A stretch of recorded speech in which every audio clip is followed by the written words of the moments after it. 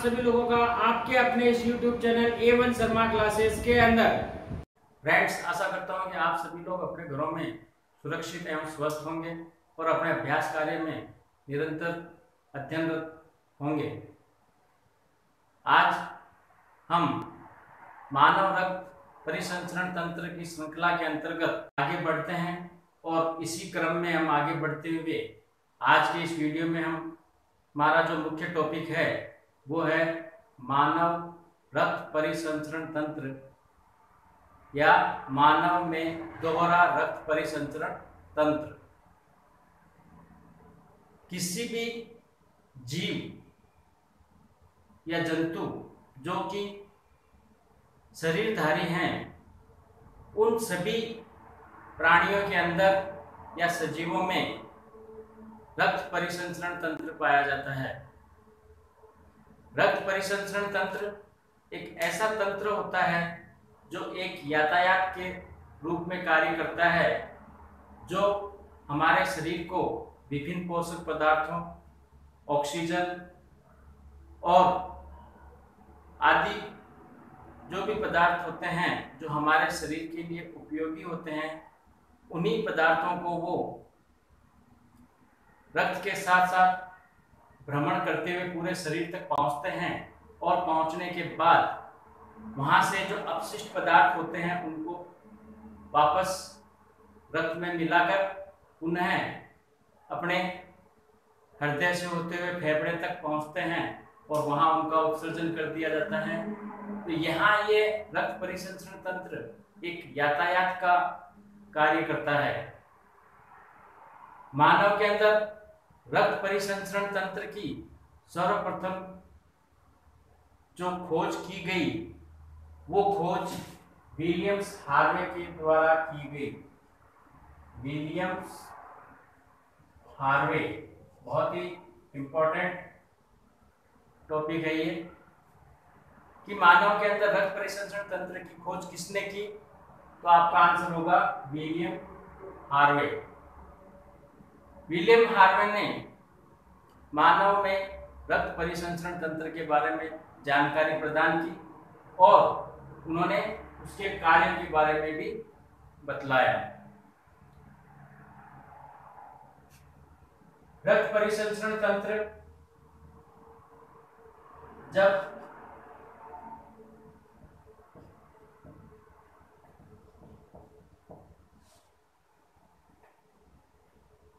खोज हो चुकी थी तो उस के अंतर्गत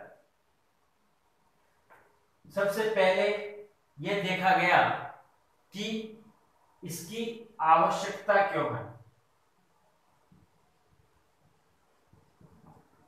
आवश्यकता क्यों है कि क्यों रक्त परिसंचरण तंत्र होना चाहिए।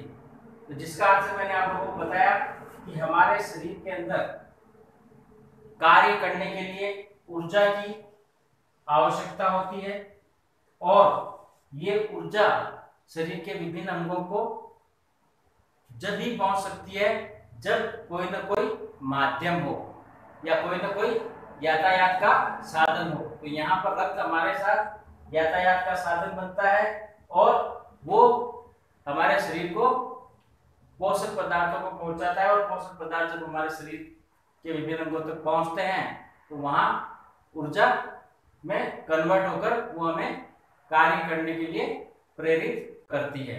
तो इस ऊर्जा को हमारे शरीर के विभिन्न अंगों तक पहुंचाने के लिए यहाँ उच्च ऑक्सीजन की आवश्यकता होती है। जब यहाँ पर उच्च ऑक्सीजन की आवश्यकता होगी तो ये ऑक्सीजन इस रक्त के माध्यम से ही शरीर के विभिन्न अंगों तक पहुंचती है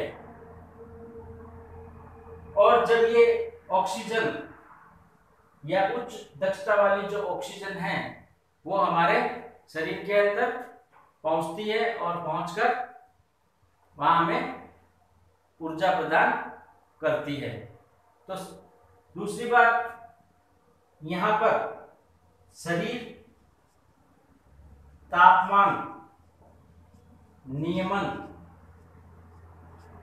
हेतु भी रक्त परिसंचरण तंत्र की आवश्यकता होती है। तो यहाँ पर आपको ध्यान रखना है कि हमारे शरीर में रक्त परिसंचरण तंत्र की आवश्यकता क्यों होती है, क्योंकि हमें कार्य करने के लिए ऊर्जा की आवश्यकता होती है और उस ऊर्जा की प्राप्ति के लिए जो हमारे शरीर के विभिन्न अंगों तक पहुंचती है उसके लिए उच्च दक्षता वाली ऑक्सीजन की आवश्यकता होती है, जो रक्त के द्वारा हमें प्रत्येक अंग तक पहुंचाई जाती है। और दूसरा इसका मुख्य कार्य होता है जिसकी आवश्यकता होती है कि शरीर तापमान के नियमन में भी यह हमारी सहायता करता है। अब यहाँ हम देखते हैं कि रक्त परिसंचरण तंत्र के प्रकार। रक्त परिसंचरण तंत्र के जो प्रकार होते हैं उसमें मुख्य रूप से दो होते हैं, एकल रक्त परिसंचरण तंत्र और दोहरा रक्त परिसंचरण तंत्र। एकल रक्त परिसंचरण तंत्र के अंतर्गत अगर हम यहाँ देखें कि एकल रक्त परिसंचरण तंत्र क्या होता है, तो उसके अंदर हम देखेंगे कि हृदय में रक्त को एक बार ही प्रवेश मिलता है, यानी किसी भी अंग या ऊतक से जब रुधिर चलता है और पुनः लौटकर उन अंगों तक आता है तो उसे हृदय में से होकर एक बार गुजरना पड़ता है। उसे हम एकल रक्त परिसंचरण तंत्र कहते हैं। एकल परिसंचरण तंत्र के अंतर्गत हम यहाँ परिभाषा देखते हैं, किसी भी ऊतक या अंग से रक्त चलकर पुनः उसी या अंग या ऊतक तक पहुंचने में रक्त को हृदय में से होकर एक बार गुजरना पड़ता है, उसे हम एकल रक्त परिसंचरण तंत्र कहते हैं। इसके अंतर्गत जो एग्जाम्पल आता है वह एग्जाम्पल आता है मछलियां। मछलियों के अंदर केवल एकल परिसंचरण तंत्र पाया जाता है और उसी हिसाब से दोहरा रक्त परिसंचरण तंत्र जब हम देखते हैं तो दोहरा रक्त परिसंचरण तंत्र के अंदर इसी परिभाषा के अनुसार किसी भी ऊतक या अंग से रक्त चलकर पुनः उसी ऊतक या अंग में पहुंचने पर रक्त को हृदय में से होकर केवल एक की जगह क्या होगा, दो बार गुजरना पड़ता है, उसे हम दोहरा रक्त परिसंचरण तंत्र कहते हैं। इस दोहरे रक्त परिसंचरण तंत्र के अंतर्गत जो एग्जाम्पल आएंगे उसके अंदर आपके मगरमच्छ, सरीसृप, उभयचर और स्तनधारी, ये इसके एग्जाम्पल्स हैं।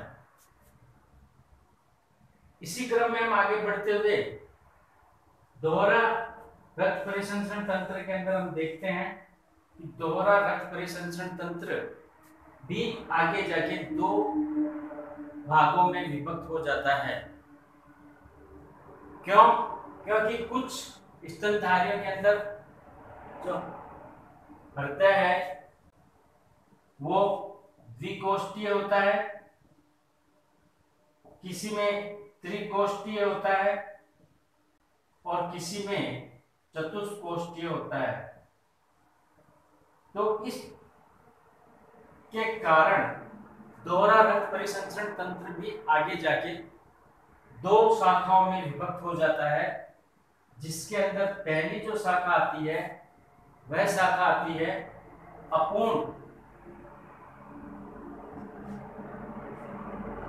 दोहरा रक्त परिसंचरण तंत्र। और दूसरी जो इसकी शाखा आती है वो आती है पूर्ण दोहरा परिसंचरण तंत्र।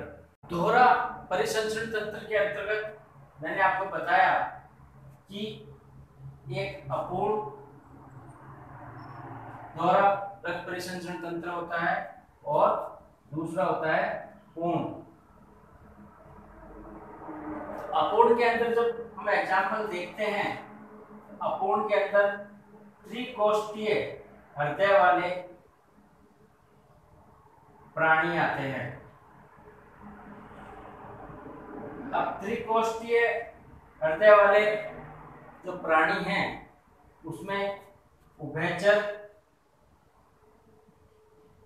प्लस सरिसर, ये इनके मुख्य एग्जाम्पल है।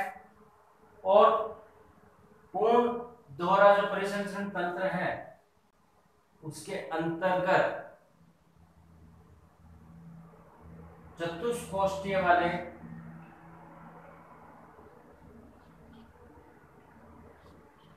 प्राणी आते हैं। चतुष्कोष्ठीय प्राणी के अंतर्गत जो इसके एग्जाम्पल आते हैं वो आते हैं पक्षी, मगरमच्छ,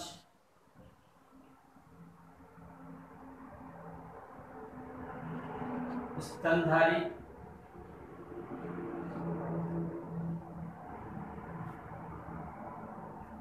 ये सभी एग्जाम्पल चतुष्कोष्ठीय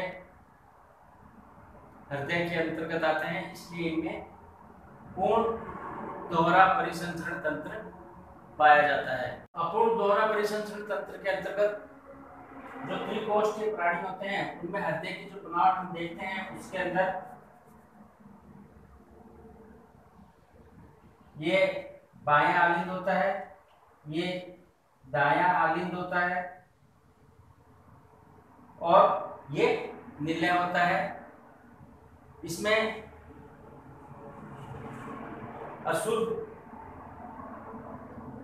रक्त CO2 युक्त होता है और इसमें शुद्ध रक्त O2 युक्त होता है। परंतु नीचे निलय में आकर शुद्ध और अशुद्ध दोनों का मिश्रण हो जाता है,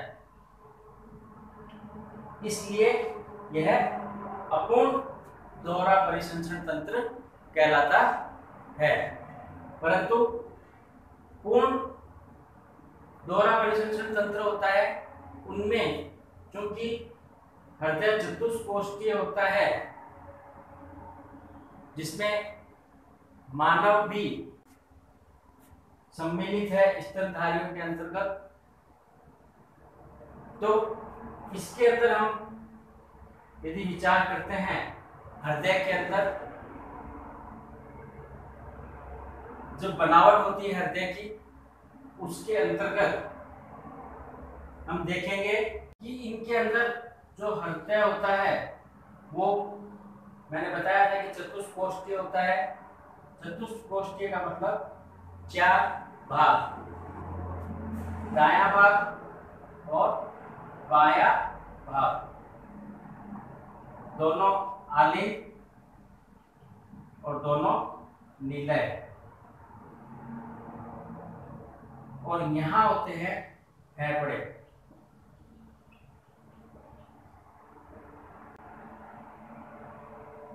अब यहां हम देखेंगे कि यहां से यहां शुद्ध रक्त होता है, यहां अशुद्ध रक्त होता है।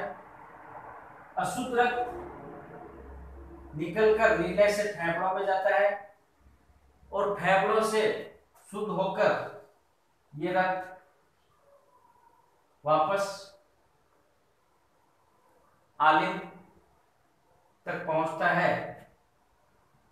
यहां एक चक्र इसका पूरा हो जाता है और फिर वापस यहां से ये रक्त पहुंचता है शरीर के विभिन्न अंगों में। ये ऊपर का भाग है और यहां से ये पहुंचता है शरीर के निचले भाग में, यानी पश्चिम भाग या निचला भाग, और यहां से ये इकट्ठा होकर अशुद्ध रक्त वापस यहां आकर मिलता हुआ वापस दाएं आलिंग के अंदर प्रवेश कर जाता है। इस प्रकार इसे यहाँ पर 2 चक्कर लगाने पड़ते हैं, एक शुद्ध चक्कर और एक अशुद्धि के लिए चक्कर। इसलिए इसे दोहरा परिसंचरण तंत्र या पूर्ण परिसंचरण तंत्र कहा जाता है। मानव के अंदर पाया जाने वाला यह दोहरा पूर्ण रक्त परिसंचरण तंत्र, जो मैंने आपको परिभाषा के अनुसार बताया था कि 2 चक्र पूर्ण करता है, जिसमें पहला चक्र होता है फुसफुस पाथ और दूसरा चक्र होता है देहिक पाथ। मानव के अंदर पूर्ण एवं दोहरा परिसंचरण तंत्र पाया जाता है और यह पूर्ण और दोहरा परिसंचरण तंत्र मानव के अंदर 2 मुख्य चक्र के अंदर पूर्ण होता है, या जिसे हम पाथ कहते हैं, जिसमें पहला पाथ आता है फुसफुसीय पाथ और दूसरा आता है देहिक पाथ। फुसफुसीय पाथ के अंदर क्या होता है कि अशुद्ध रुधिर फुसफुसीय धमनी के द्वारा फेफड़ों में पहुंचता है, वहां उसका शुद्धिकरण होता है और फिर वहां फुसफुसीय शिरा द्वारा यह शुद्ध रुधिर बाह्य आलिंग के अंदर पहुंचता है। यह इसका एक पाथ होता है। और उसके बाद दूसरा जो देहिक पाथ बनता है, उसके अंदर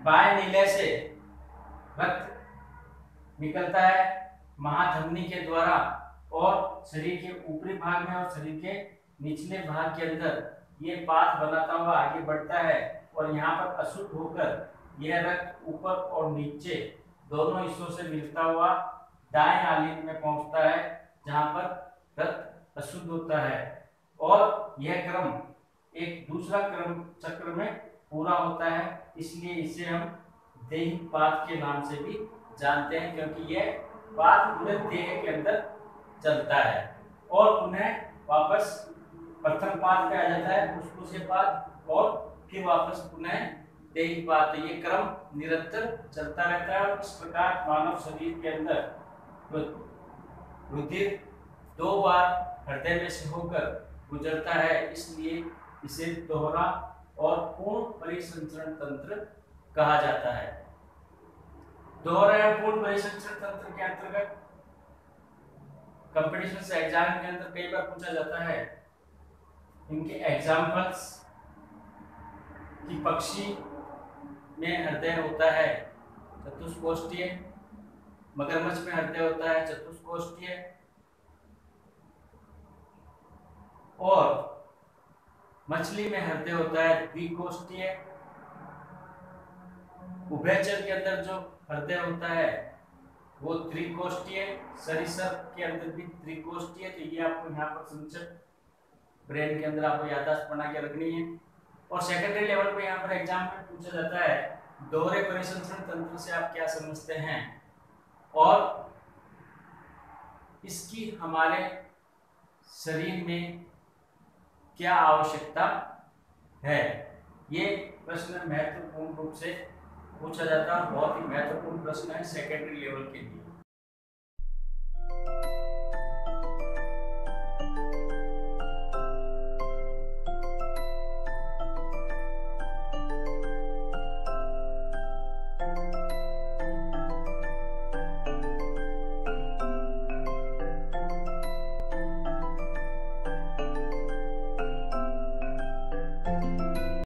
फ्रेंड्स, अभी भी यदि आप लोगों ने मेरे चैनल को सब्सक्राइब नहीं किया है तो आप लोग अति शीघ्रता के साथ मेरे चैनल को सब्सक्राइब कर लीजिए, बेल आइकन को प्रेस कर दीजिए ताकि मेरे आने वाली नई वीडियोस का नोटिफिकेशन आपको तुरंत पहुंच सके और आप उसका शीघ्रता से लाभ उठा सके।